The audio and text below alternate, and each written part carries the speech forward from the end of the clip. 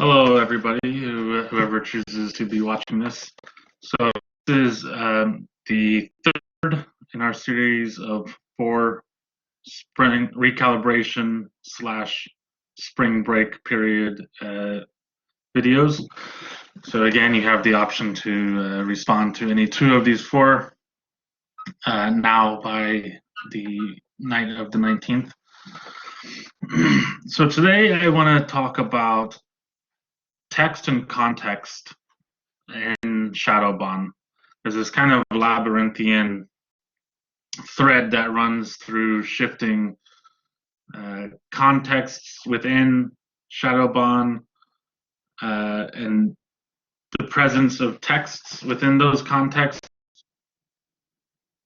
take on certain meanings. Their meanings change as they're shifted from different context to context within Shadowban.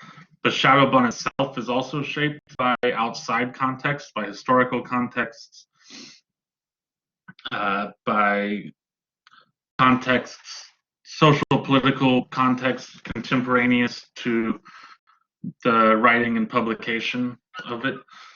So again, contemporaneous meaning the social political context happening while Shadowban was being written and published and released, which is significant, as we will see shortly. So first, just a brief definition of context and text, of how they should be understood, how these terms should be understood for this discussion, this little video lecture thing. So context should be understood as the circumstances that form the setting for an event, statement, or idea, and in terms of which it can be fully understood and assessed. A second, simpler definition, perhaps, is the interrelated conditions in which something exists or occurs. The interrelated conditions in which something exists or occurs. So, in a certain sense, that's kind of analogous to like setting, the idea of setting in a novel. But I want to use it I want to use the term context consistently in this discussion to kind of go beyond to make it clear at least that we're talking beyond the internal setting of the novel, but the context in which the novel was written, the context from which the characters and some of the events in the novel are born, as well as those internal contexts. But as we'll also talk about, like how a playlist can be symbolic of the relationship between context and text. So we're moving a little bit beyond the idea of just a setting context. It also has to do with chronology of events, which moves it a little bit beyond setting, even though setting, of course, has to do with not just place, but also time. But we're looking at the structural chronology, the chronological structure of the novel, the plot, the context of the plot of the novel, as well as the time and place in which it is set, or the times and places rather, because it moves pretty freely, as you will have noticed. But yeah, the idea of the context of the plot is really important in this discussion. For a text should be understood as a coherent set of signs that transmits some kind of informative message. I'm stating it that way. This is kind of the way that a text is, a textual object, perhaps you might say, is understood in literary criticism. And the point is that it's not just a written object. It could be a book, it could be a movie, a song, an advertisement. It could be a piece of architecture. It could be a person within a person perceived as a textual entity. especially when a person is elevated to the status of a kind of symbolic figure. So, there's Elvis as a historical person in the flesh, but then there's also Elvis as a symbolic figure. Similarly with JFK, anybody like that.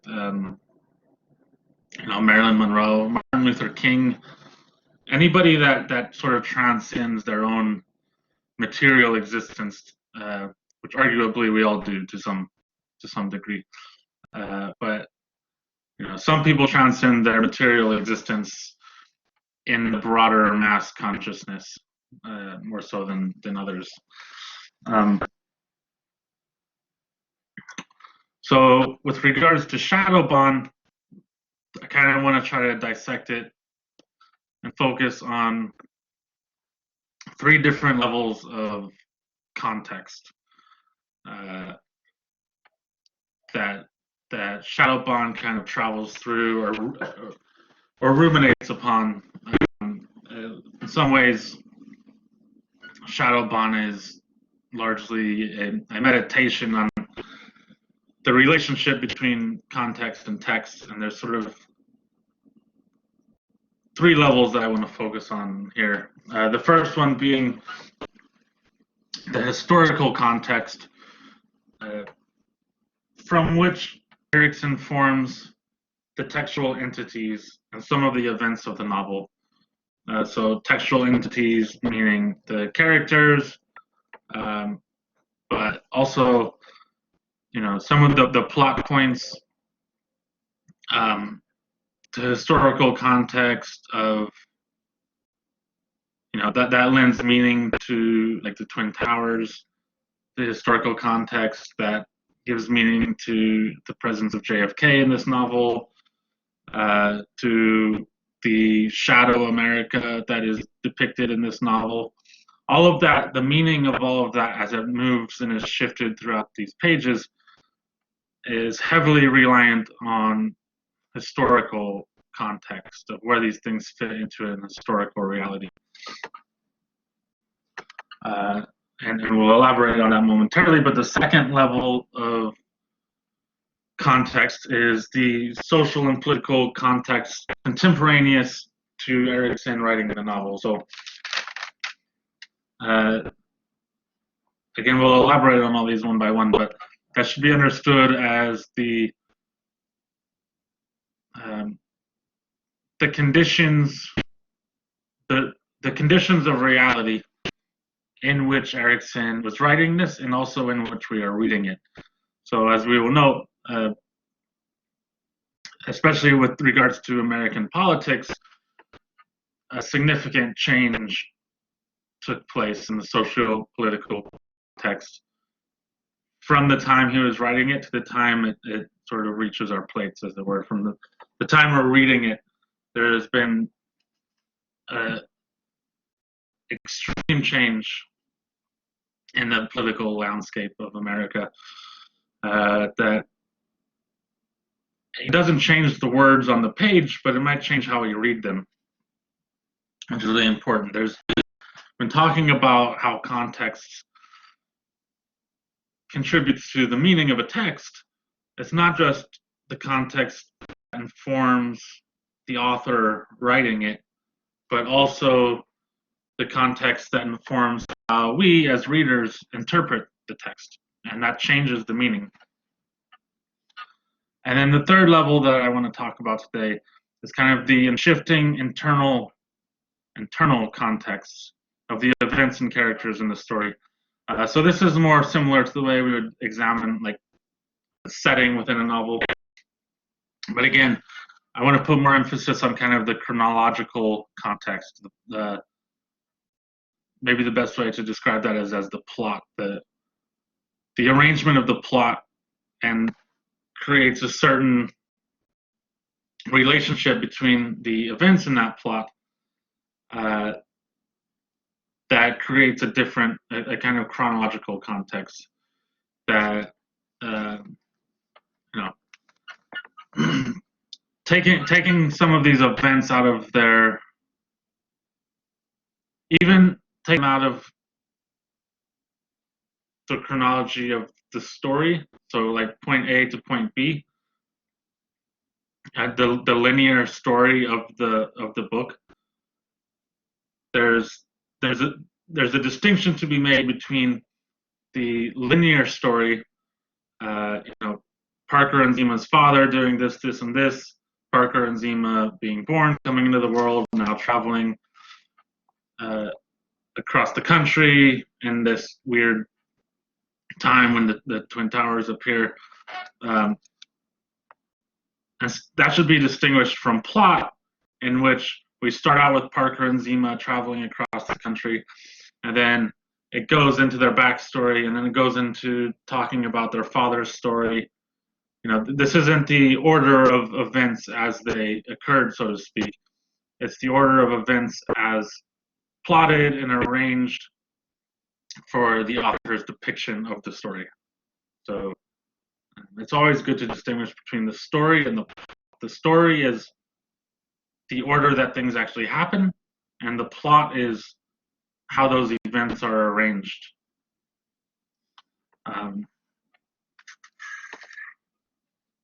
So we'll talk about the shifting internal context of the events in the story, and how the shifts in those contexts change the meaning of those events and those characters, and certain texts that are referenced in the story. This also will give us cause to consider how certain texts can alter the context into which they are born. A certain text can create a new context. So it's not simply a matter of context informing texts. We also must face the notion of the meaning of a text or texts shaping the context into which they emerge, or from which they emerge. There's a reciprocal relationship between the two, and Shadowbond really emphasizes this. So we'll explore that in a minute. But first, we'll start with the first sort of level, the historical context from which a lot of the textual entities, the characters, and many of the events and symbols of Shadowbond are formed. So the most blatant of these, of course, is the biographical elements of Elvis Presley, and an American culture that is deeply, deeply influenced by the man and his work. Much of, love him or hate him, much of what our American culture looks like today, and for the last 5 or 6 decades, is really dependent upon the existence of Elvis Presley, for better or worse. What he did changed the cultural landscape. It changed the context in which we are all living today.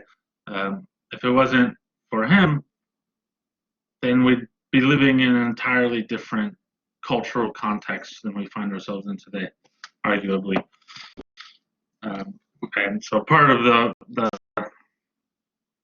fun, part of the meaning, the drama of Shadowbond is exploring what the world would look like without that force. Then we also have the context of JFK and his assassination, and how that framed our American reality, and of course the 9/11 creates a certain historical context that we have to think about when reading this. So much of the meaning of Shadowbond as a text is relying upon the historical context of these things, of 9/11, of the towers falling, and how that changed the American culture. It changed the whole framework of our society. And this text, of course, exists within that society, and it also absorbs that society into itself as part of its internal structure. You know, the appearance of the Twin Towers in the South Dakota Badlands, it only has any significance because of the historical reality. You know, if you another piece of architecture, even something like, I don't know, let's say the Egyptian pyramids, and he chose to make those the structures that appeared in the South Dakota Badlands, it wouldn't have anything near like the same meaning. You know, it could still lead to a wild and interesting story, but not, it would be a completely different story. You wouldn't be able to develop the same story off of that context, off of the context of, or we could look at it as like that piece, those two different pieces of architecture, the pyramids being a different text. If you inserted those into the context, you know, those are from another cultural context that shaped them, but if you inserted them into the context of the novel as texts within the context, they would completely change the framework of the novel. And I know this is all very sort of topsy-turvy and confusing, but you know, again, that's part of what forms the maze, the puzzle of this novel of Shadowbond. It is a labyrinth, moving. You know, we get lost down this sort of rabbit hole of shifting realities and settings and landscapes and sort of dreams and memories that change according to the context into which different characters are placed, contexts that are altered because of the existence or lack thereof of certain texts, and so on and so on. Andy Warhol's Factory is also another really important contextual construction and contextual element for understanding a lot of what happens Shadowbond.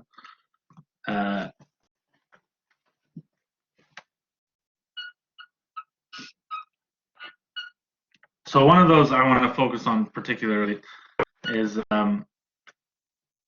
one aspect of Andy Warhol's Factory and an event that happened within that historical context, which has to do with Valerie Solanas.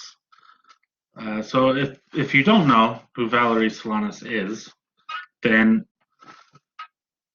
without that context, without the context of the historical events that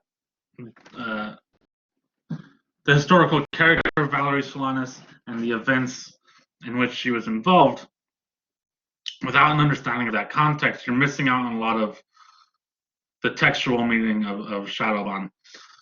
So Valerie Solanas, if you don't know who she is, you might have, at least if you watch American Horror Story, the cult series American Horror Story. She appears in an episode of that. So Valerie Solanas' first claim to fame, she wrote something called the Scum Manifesto, which is basically a radical feminist manifesto. It was published in 1967, and it argued in very strong language that men have ruined the world. And it opens with the declaration, life in this society, at best, so this is 1960s, late 60s America, that's the society she's referring to.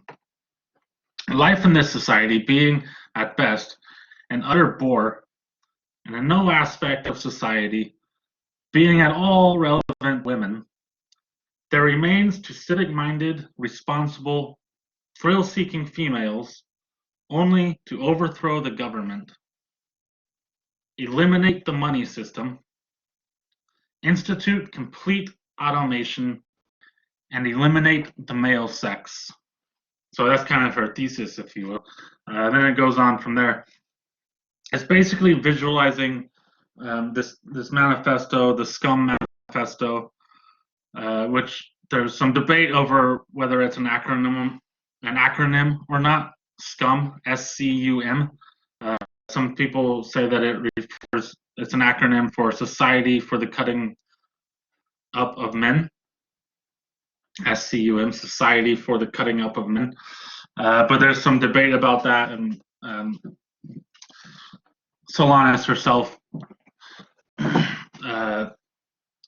sort of would at times deny that it was an acronym for anything. But basically, the text visualizes a militarized feminism and a literal war against patriarchal society. It was a polarizing piece of writing within second wave feminism, which is kind of the wave of feminism that started in the 60s and would last for a couple of decades. And this text was divisive. Some people took it as a actual call to arms, that she was actually trying to incite violence, and this extreme measure. Some people read it as satire, as parody. So again, dipping back, the context in which different people are reading it, different meanings come out of this one text based on the context in which they're reading it, the context in which they're understanding it, the context in which they understand it to be written under, but also the context within which they themselves are reading it. That shifts the meaning of the text. But anyway, it continues to be read, debated, and analyzed today, the Scum Manifesto.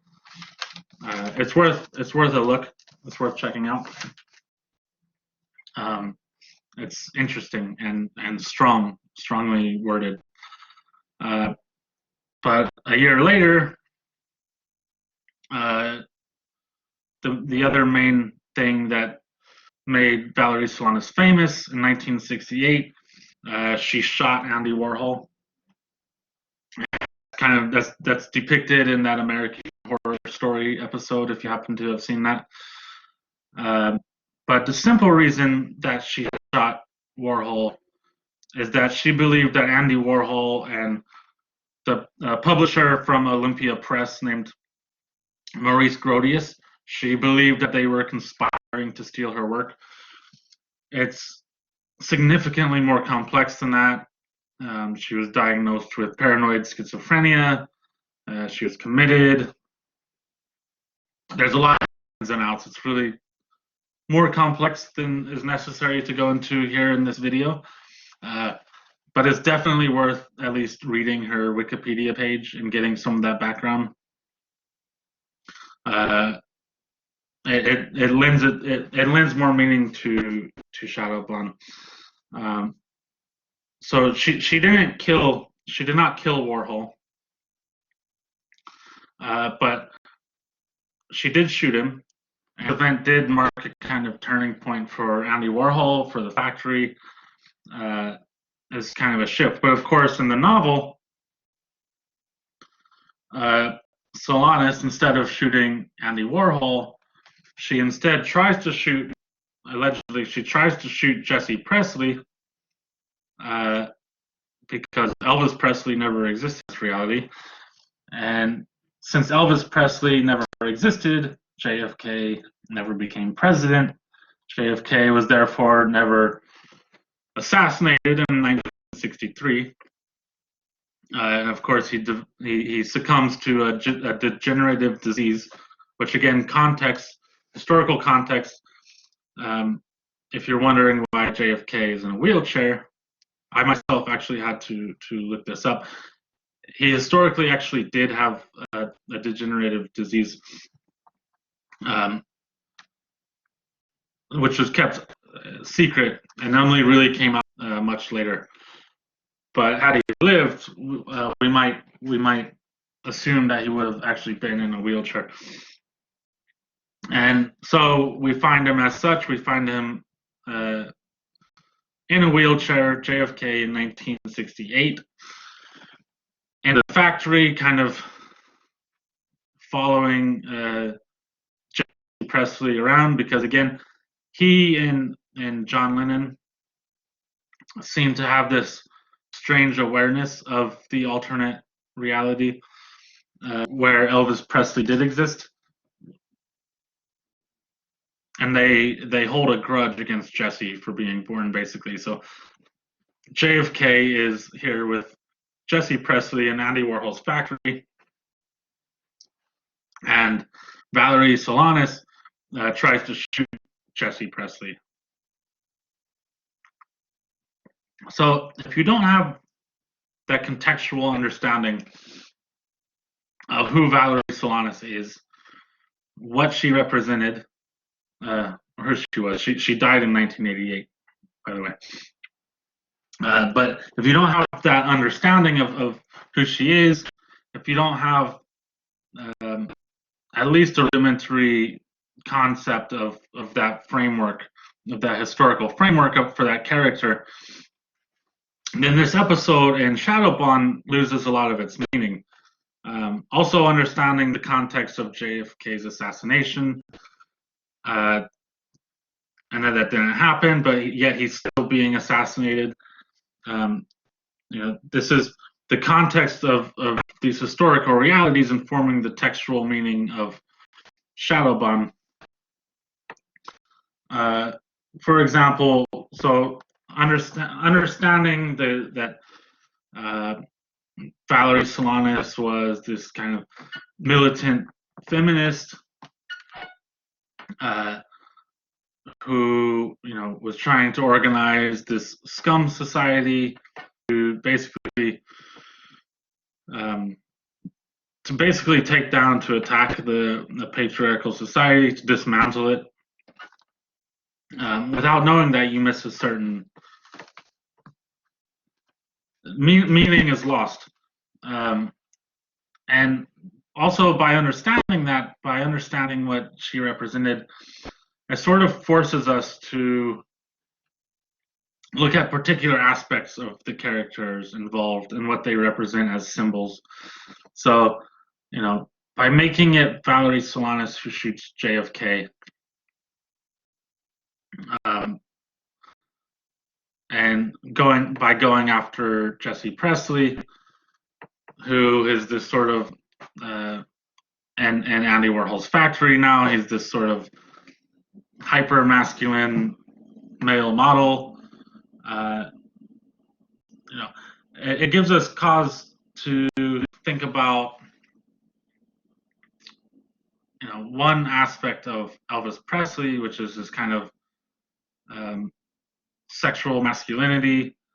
JFK as a symbol of sort of patriarchal society, both of them as sort of these members of that society, or faces of it, as kind of hyper masculine individuals, perhaps. I'm not necessarily saying that's the only meaning of the scene, or even the central meaning of this scene.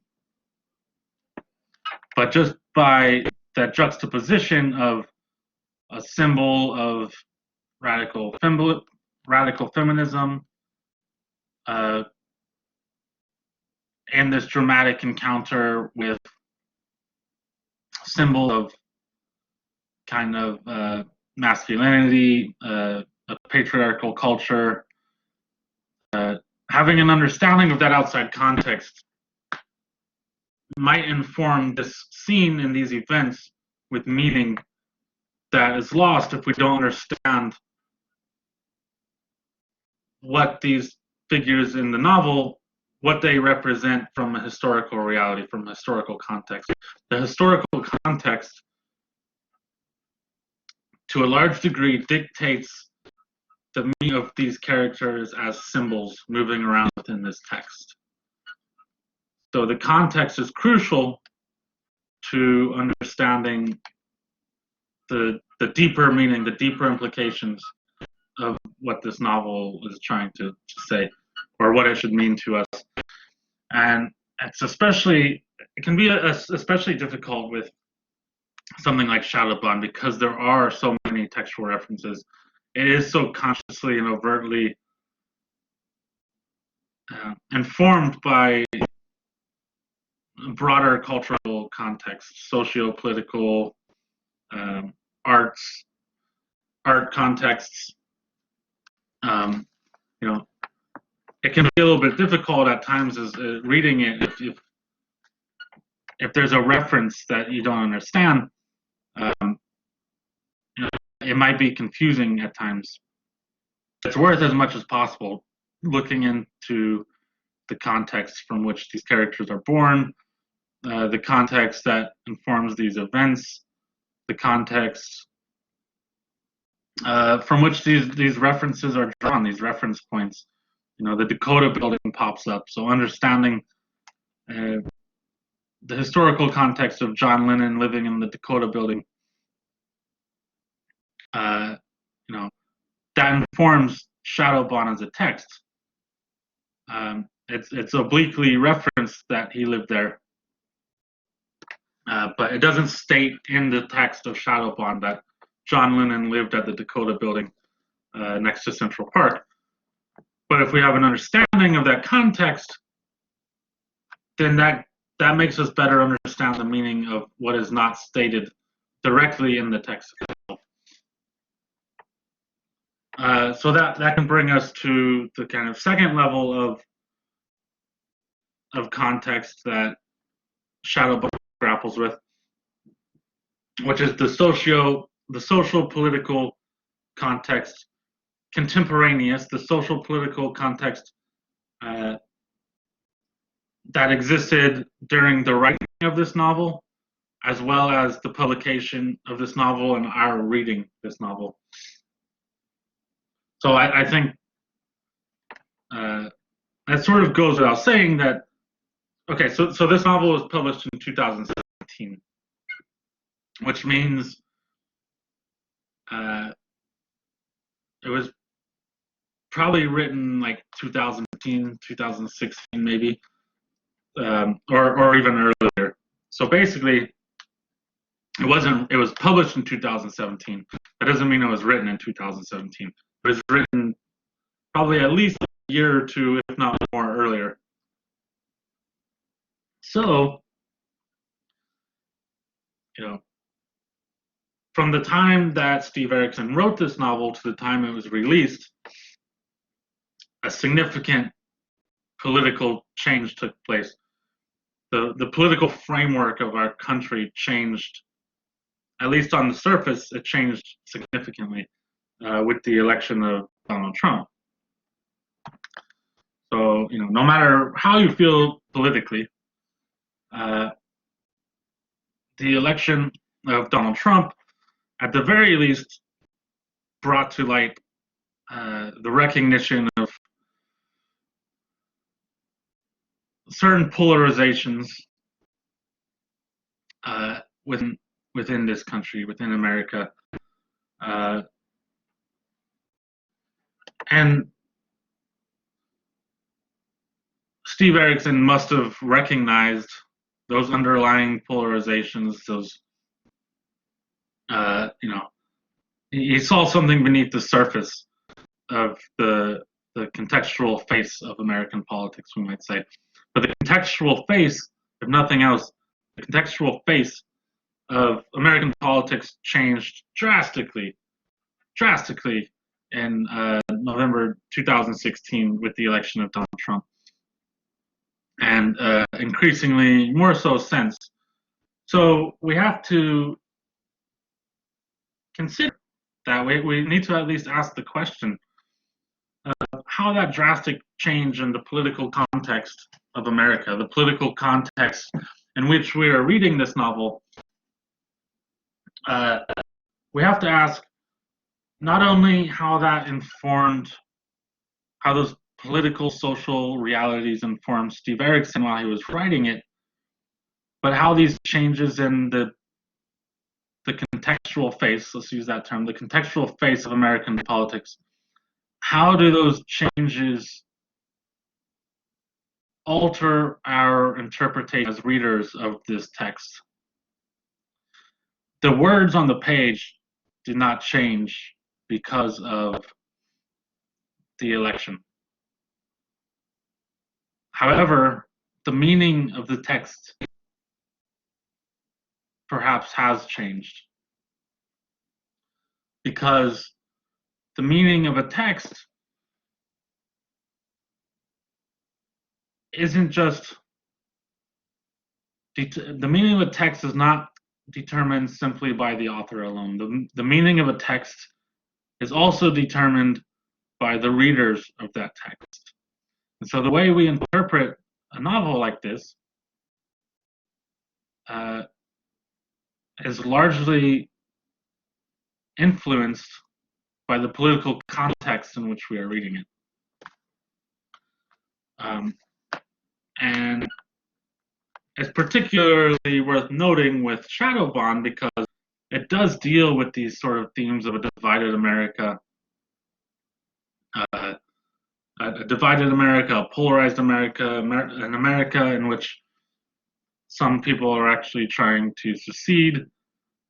There's a strong political dichotomy that exists within this novel that really reflects, maybe it's a more extreme version in the book, but I think it does reflect kind of the political landscape of our times that we're talking in now. And again, those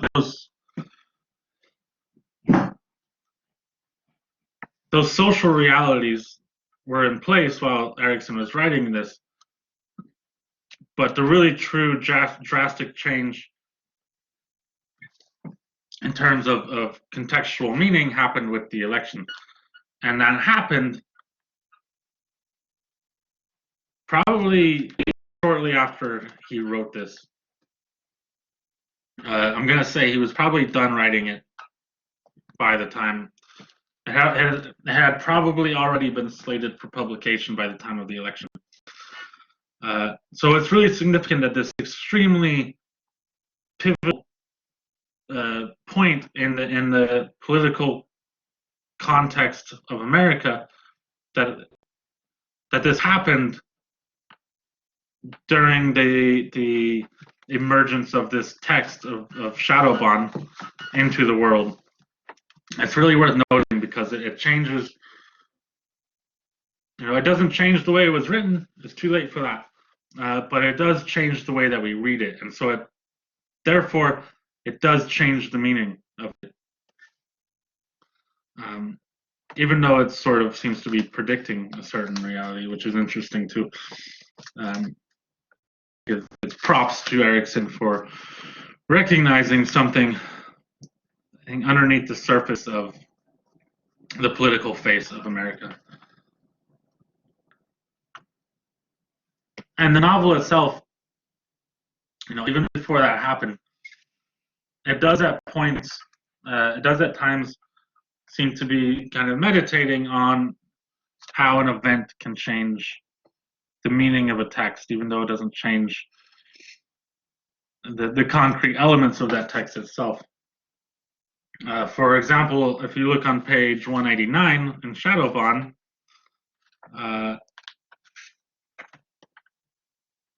right, so Parker and Zima's father, he would write, he was almost obsessive about developing these playlists. And part of his playlist is that he would pair up songs, kind of. He would create these song twin pairs, if you will, these song couples, songs that are somehow in conversation with each other in a dialogue, knowingly or not. He would put, that is to say, these songs might not have been written in dialogue with one another, but he, through the creation of his playlist, is putting these songs in dialogue with one another. And as part of that, he writes these kind of commentaries to his playlist, where he talks about the meaning of these songs, the meanings that come out of these songs when paired together. And on page 189, we have, so you should listen to these songs if you don't know them, especially if you don't know them. You should listen to them again either way. Because this, again, so the songs, like that playlist that I gave you to listen to on Spotify, that creates more contextual meaning again. There's a bit of intertextuality. If you watched one of the earlier videos, there was a discussion of intertextuality, but each one of those songs is a text unto itself. But when grouped together, when put as a whole, they create an overarching context, a new context, really, that is created out of this book by arranging those songs in such a way. Let me rephrase that. This book creates, through the collection of songs, that song references in this book, a musical context is created. For the most part, it's the kind of textual American songbook, and knowing that, having at least heard those songs, having some experience of those songs, of that context of the American songbook, that can lend new meaning to Shadowbond as a text. So on page 189, on his commentary for the song "Warmth of the Sun," he notes a particular aspect about a particularly interesting thing that is involved in the composition of this song. So I'll just read it to you. On that same murder day, referring to the day that JFK was assassinated, the real one in 1963. On that same day, the second song is composed, the second song being Warmth of the Sun, is composed by two young men born and bred in the California beach towns south of Los Angeles. The writing begun before the trigger is pulled and finished after the bullet tears off the president's head. So who's to say what epiphany explodes in the course of that bullet's trajectory? Can the warmth of the sun, it won't ever die? So those being lyrics. Can the warmth of the sun, it won't ever die, only have been written before the gunshot or only after? Is the song transformed without any writer or singer having altered it, simply by the moment with which it coincides? Does that lucky old sun, that's the other song that's paired with this, does that lucky old sun have greater ramifications because its most comprehending interpretation turns the song desperation to grace?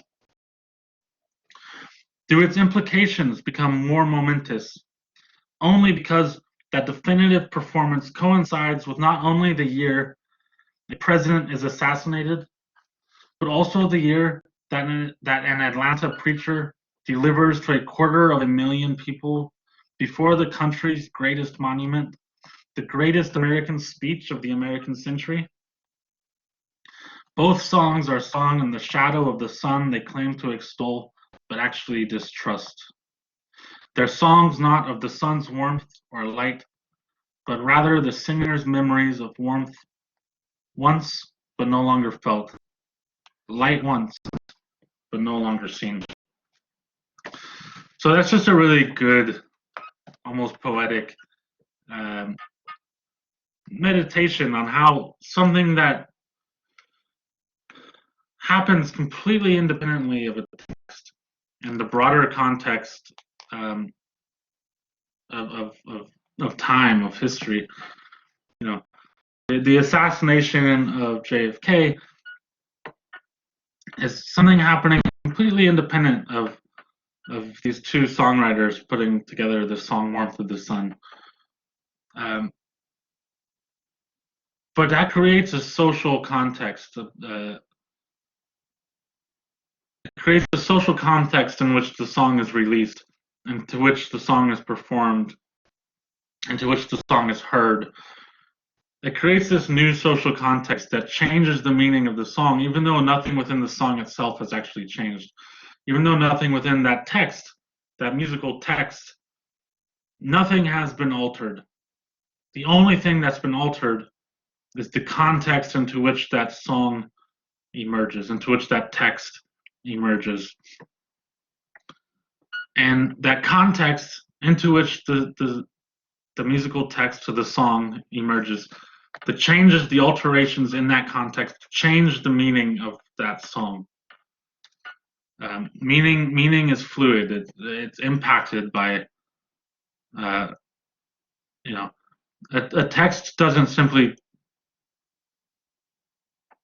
A text doesn't necessarily dictate its own meaning. The meaning of a text can be determined by other factors.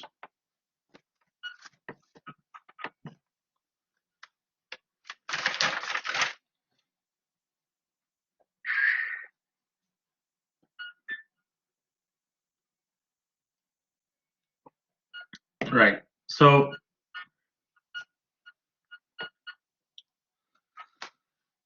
let's consider the third level of context that is explored in Shadowbond. So this third level being the idea of contexts within the novel itself, contexts interior to the story of Shadowbond as a text. So these are contexts within the text, as it were. So we can look at how vastly the characters' lives change as they move from one narrative to an alternate narrative within Shadowbond. So there's these kind of different narrative threads within Shadowbond that are intertwined, sometimes connecting, sometimes dividing, and the characters are kind of moved through them. And the meaning of those characters as symbolic textual entities, as cultural entities, they change. Or just if we just take the characters as people, read them as just regular people, the perceptions of their own lives change according to the context in which they are interpreting their own lives, into which they are experiencing their own lives. The context, even slight changes in context, can alter the characters' interpretations of their own lives, of the narrative of their own lives. So, for example, it's worth looking at this character, Pamela. She's not an important character, per se. I would actually argue there are no unimportant characters in Shadowbond. But she's not a major character, this Pamela. So as of where you should be, on page 222, we've had kind of two mentions of Pamela, or at least two main mentions. The first one is on page 26, and it's in that. Again, these aren't really chapters; they're just kind of sections, but they all have headings. So I will just read this. So Jesse Presley. He wakes up in the South Tower of the Twin Towers in the South Dakota Badlands. He's roaming around the offices, and on one of the desks is a woman's portrait signed to Anthony with love, your Pamela. So this is actually on page 25. I'm going to start on page 25 under the heading The Unmanaged Song. And Jesse Presley sees that at one of the desks is a woman's portrait signed to Anthony with love, your Pamela. Jesse says, well, Pamela, darling, I near feel now like we've met, and if ever I do get my poor self out of here, maybe I'll look you up sometime. What do you think of that? Without any way of knowing that in the 20 years since the towers fell, Pamela has died of ovarian cancer, something she cruelly and irrationally concluded she deserved. On that September day, she heard the news of the towers at the end of what was a long lunch hour in London, during which she had just concluded a tryst with a male lover she had been seeing and another woman she just met, a Chinese-born artist married to a professor at Kingston University, where Pamela worked in human resources. So Pamela was involved with this very complicated love quadrangle. No, quadrangle. A weird love pentagon, I think, might be better. So then it goes into the next sort of chapter, the forbidden song. We're still following Pamela. Pamela had just gotten in the cab after leaving the hotel room when the driver told her what happened in New York. Frantically and repeatedly for the next 36 hours, she dialed her husband before accepting what she knew was true the moment she heard the news. Over the days and weeks to come, over the months and years, she would fold her arms around her as if to hold in some part of herself. When the grief waned, but not the guilt, Pamela found herself turning not to the illicit boyfriend, whom she would see again only once, but the Asian artist for whom the dynamic of the menage a trois unfolded exactly as anticipated.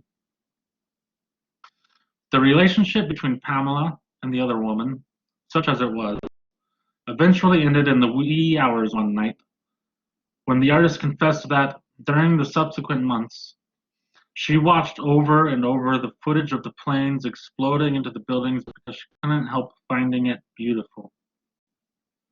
An American, Pamela had met Anthony in New York, returning with him to London, where he then was assigned by his company back to the Manhattan branch on a semi-permanent basis. It was by an odd twist that Anthony and Pamela switched countries in their long-distance marriage.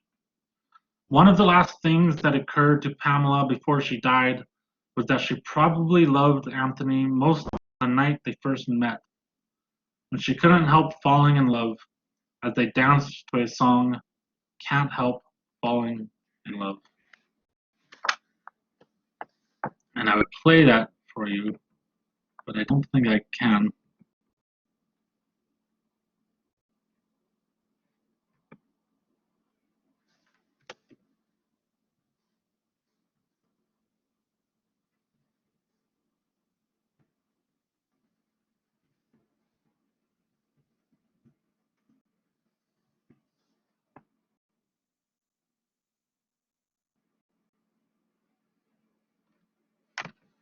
Yeah, I would play it, but just listen to it on your own time. I can't get that. I can't get the sound to go through the video from my computer.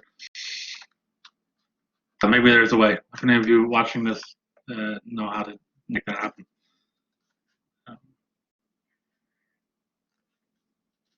I guess I could play it on my phone, but that seems too complicated when you could just pause this video and listen to the song Can't Help Falling in Love by Elvis Presley on your own, and then resume the but at any rate, so the change that happens in the narrative of Pamela, so the next time we find Pamela is in this shadow reality where Elvis Presley was never born. It's the reality in which Jesse Presley was born, and his twin brother died. Jesse Presley becomes involved with Andy Warhol's factory as a male model, and there's subtle changes throughout all of this reality. And One of those changes,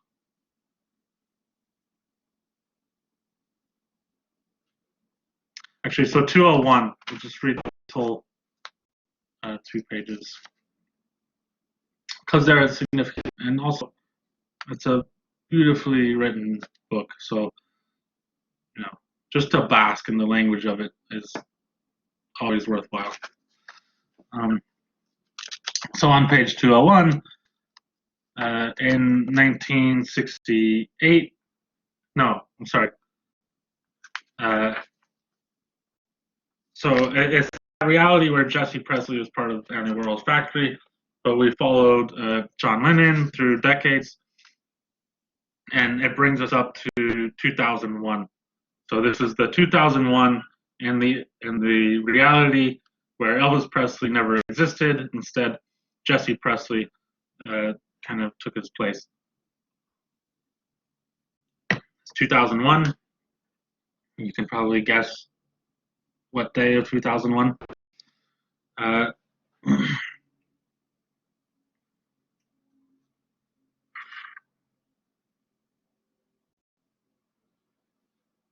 All right, so it starts with John Lennon, who is going by the name of Winston, but he's basically John Lennon. As he mutters slobbers on the sidewalk. So this is actually page 200. His delirium would seem to consume not only his own reason, but that of anyone within earshot, until his final hours, 10 mornings before the fall. In the first year following the century that he was supposed to change but didn't. As part of the Beatles. The Beatles didn't really happen. Because there was no Elvis. When from his place on the city corner that he's come to claim, he has what in one last act of reason he insists to himself is a dream. But it isn't. Eyes full of the southwestern sky, he watches a Boeing airliner head straight for the northern twin of the tallest structure he's seen, only to swerve at the last moment, missing the tower and turning westward back to its prescribed destination. Others around him take note as well. Did you see that? Asks a young woman at his feet. Looked like that plane just missed. And then, most curiously, 16 minutes later, it appears to happen again. Another Boeing swooping toward and avoiding the other tower. A flight pattern change, someone speculates? Because what else could explain it? By the time this vision of aeronautic freakishness bubbles up to the evening news, and though his body hasn't moved, Winston will have gone to what only can be imagined, unfulfillment in the husk of a dreamer's despair. Did you see that? The woman on the sidewalk asks again, staring at the towers. Then, glancing around, decides she's talking to herself, but for the homeless man slouching against the wall. The woman's name is Pamela, and there on the curb, still pointed in the direction of the towers, she folds her arms around her as if to hold in some part of herself. After this, it will take her a while, days or maybe weeks, to realize the strange sensation that increasingly comes over her every time she looks at her gynecologist husband, Scott. Somehow is related to the sight that September morning of the airliners barely missing the towers. After this, her husband seems a shadow to her. Sometimes she has this funny feeling that he's vanishing by the moment. Eventually, she believes he isn't there at all. In the mornings on her way uptown to Macy's, where she works in human resources, Pamela will suddenly stop and turn southwest with the funny feeling that somehow the towers will be gone too. She barely remembers a British man who worked in the trade center, so that would be Anthony, who worked in the trade center for a risk management firm, whatever that is, with whom she once nearly had a moment, but for a song that they never heard or danced to, in a time and place where and when no one sang it. Right, so this is an example of how Shadowbond explores the changes in context, changing not only characters' lives but interpretations of their experience, of their lives, and it also shows how a text can shape a context. So the entire context of Pamela's life has changed. You know, never mind that the tower's not falling down in this reality. The entire context of her life has changed because that song by Elvis Presley, "Can't Help Falling in Love," was not playing at that encounter with Anthony, who works in the World Trade Center. And without that song, she either didn't fall in love with him or didn't realize that she did. Or maybe she never really did if she was involved in this tryst. Perhaps she never, in any reality, she never loved him. But she perceives her experience with him differently based on the text of that song, "Can't Help Falling in Love" by Elvis Presley. That song changed her interpretation of her own experience. She interpreted her experience as falling in love with this man. And without it, she lived a completely different. She worked someplace different. She's still in Manhattan on that day when even bigger changes don't happen. You know, the planes don't crash into the buildings. And so the meaning of Pamela's life is changed. The context has changed. And so much of that context of her life, of the events of her life, the context that surrounds the events of her life are vastly different because this musical text by Elvis Presley never existed, because Elvis Presley never existed in this reality. But we can see in these characters this kind of there's an awareness of the reality of their reality that has been altered. But that's kind of a different issue. But so clearly a lot has changed, and understanding a lot of those changes has to do with understanding the contextual reality of Elvis Presley, of JFK, of the Beatles. So the Beatles also, you know, the context and the narrative context within this novel,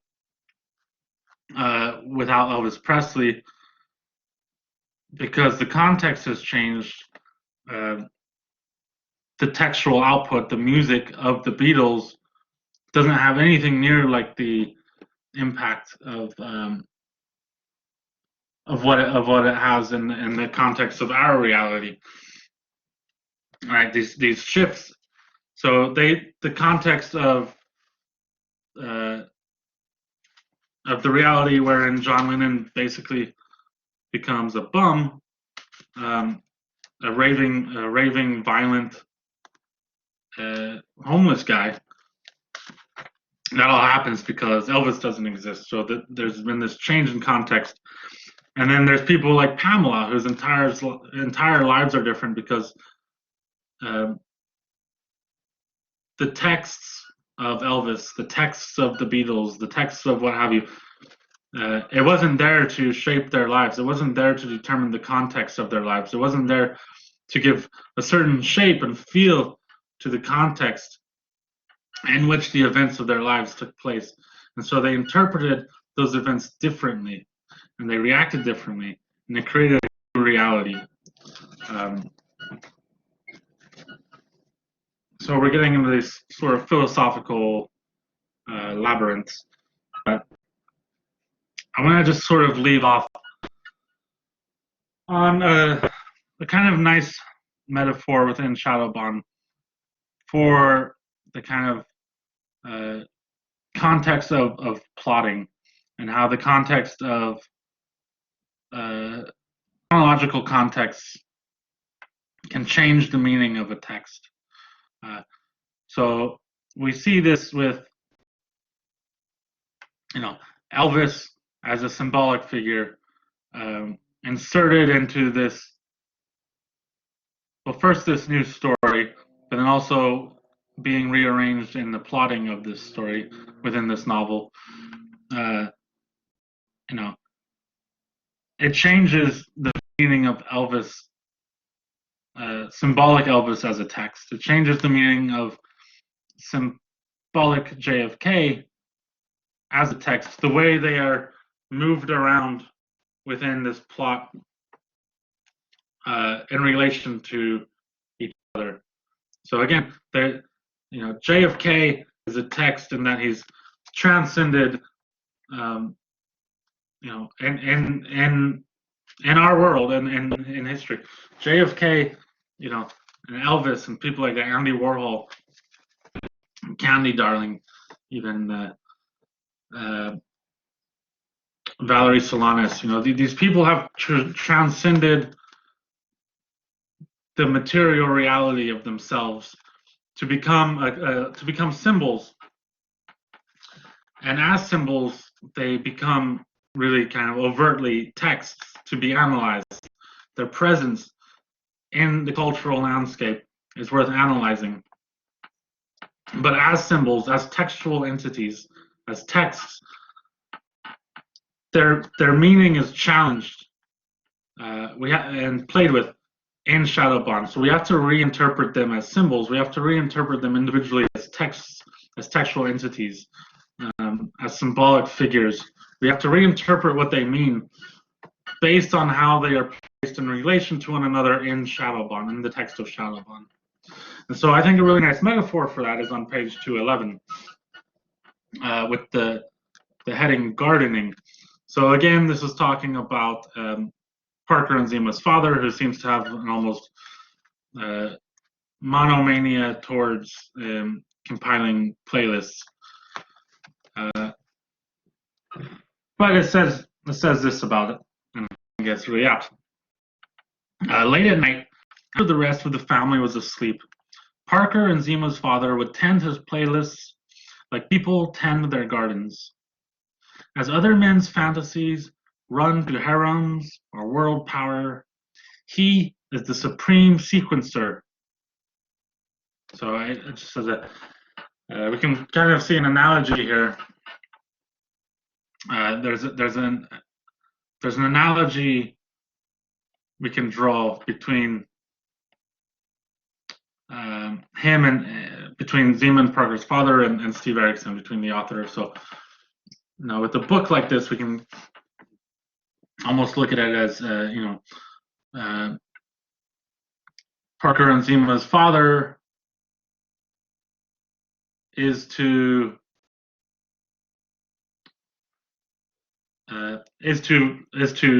songs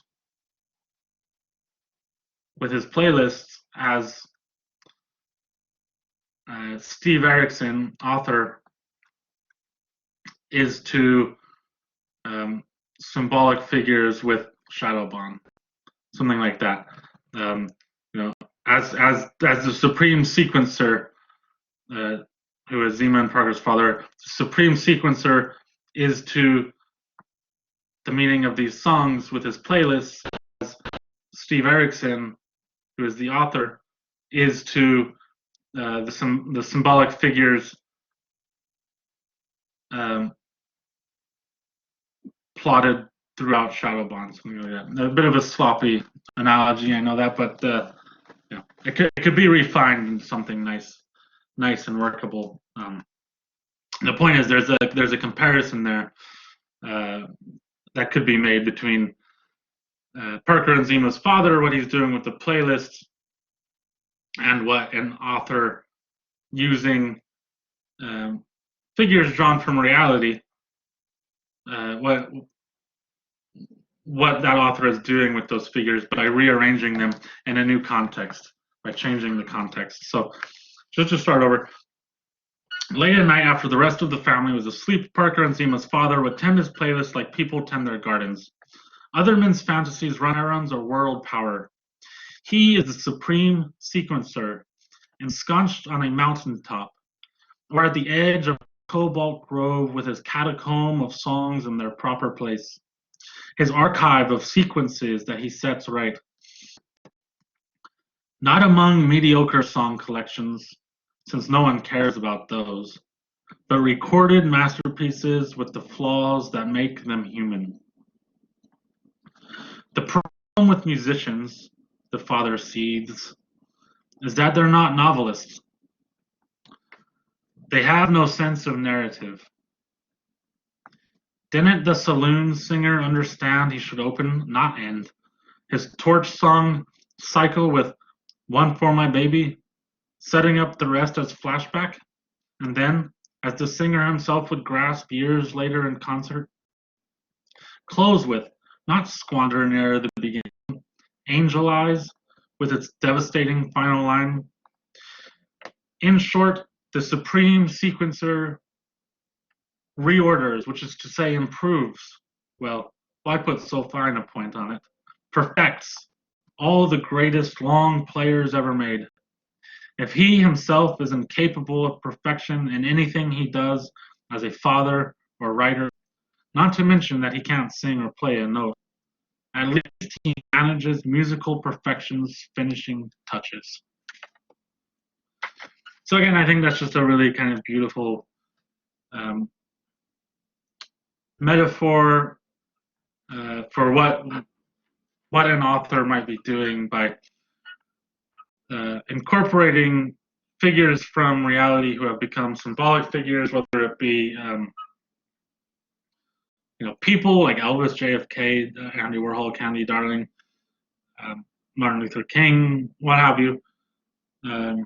Barack Obama gets a shout out in here. Or whether it be something, an event, an assassination, the Twin Towers they transcend their material reality and become something symbolic. And like the songs take on new meaning by their arrangement in new and different playlists, these figures, these events, these pieces of history take on new meaning by their arrangement in the novel by the author, by their arrangement within a new context, a new textual context, as it were. So again, it gets a bit tangled, but in the text of Shadowbond, the author, Steve Erickson, has created a new context for these symbols drawn from history, from a material reality. And in this new context, in this new plotting, and in relation to one another within this new plotting, each of these symbolic figures takes on a new meaning, or at least makes us as readers re-examine their meaning, reinterpret their meaning in a fresh light, and either discover meaning that was already latent or find new meaning in them in relation to one another and in relation to ourselves and the context in which we are reading it. So that's a little bit about how context and texts have a reciprocal relationship with one another, how they influence each other, and yeah, how a change in one can change the meaning of the other. I'm gonna leave it off there. Let me know what you think. So again, answer the questions, but feel free to elaborate a little bit in your response. I'm curious to hear what you think about these matters, as complex as they are. They are extremely complex. So I think we've barely touched the surface of